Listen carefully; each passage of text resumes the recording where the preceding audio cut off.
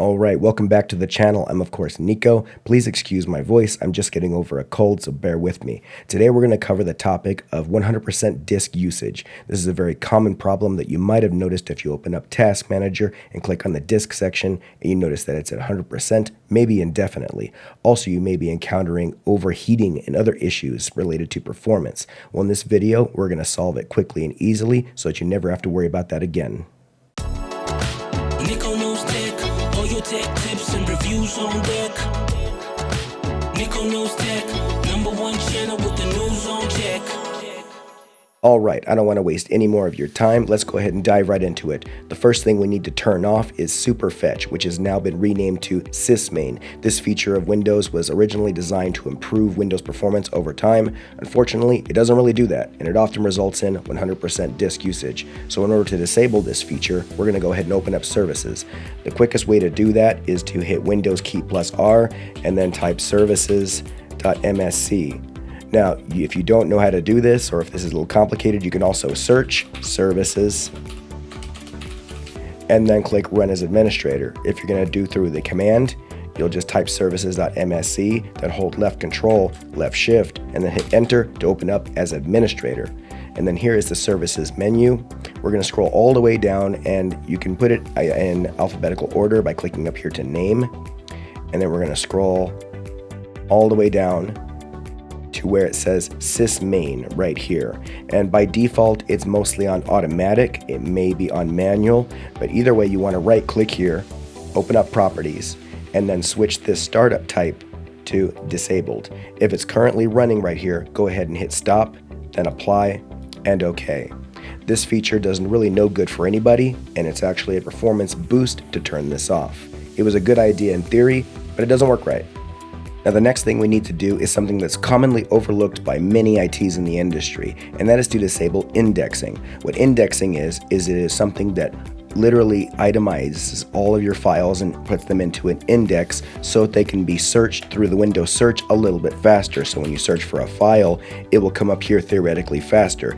And it does actually work, but in some cases, especially in people that are experiencing 100% disk usage, it's malfunctioning and it's causing a major performance drain. So something that I actually do on all my machines is to disable indexing. And the way you can do that is by opening up File Explorer and going to your PC and then selecting your disk drives that you use one at a time. And by each one, you'll right click and hit Properties. And then you'll see right here, this will be checked by default on almost all Windows machines. You'll simply uncheck this box, then click Apply and OK.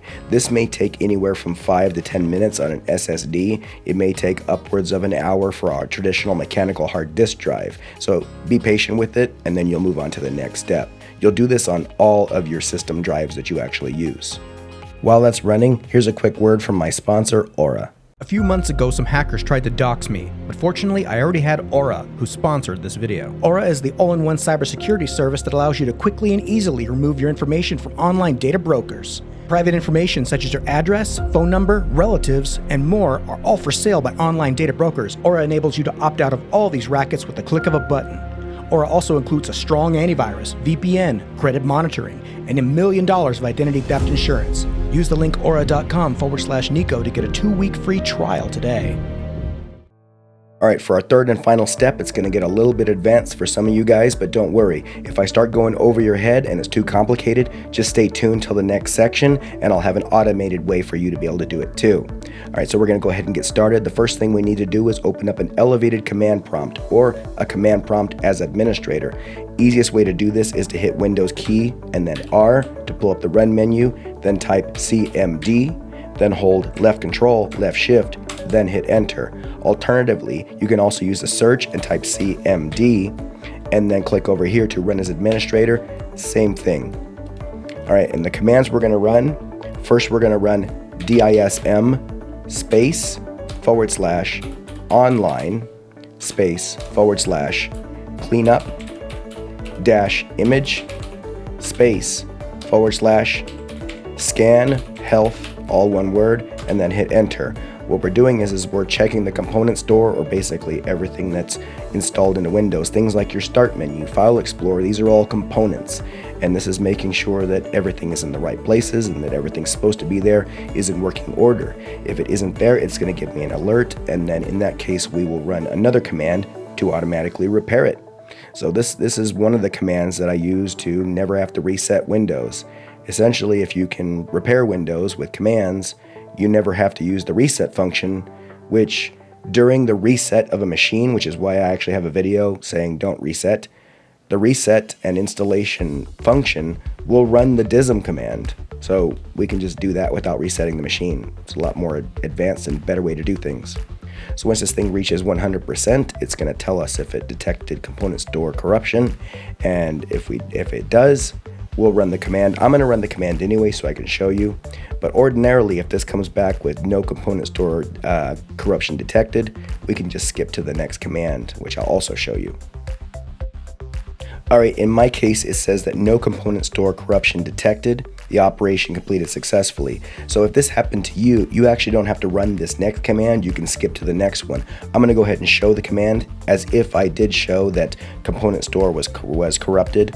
I would type DISM again, space, online just like before, and then clean up image just like before. Always there's a space before these forward slashes, then space, and instead of scan health, we are going to restore health, all one word. Then hit enter, and in this case, if my component store was corrupted, it would attempt to automatically fix it, and it's extremely capable and very high percentage of success rate. Usually if this fails to repair it, it means Windows is so broken that it can't be repaired, and in that case a reinstall is often the only option. Often cases when if this does fail, that's usually a reason that a reset doesn't also work, if a reset fails to complete. So usually for the same reason, because reset is going to use the DISM command. Essentially what the DISM tool is, it's a very powerful tool.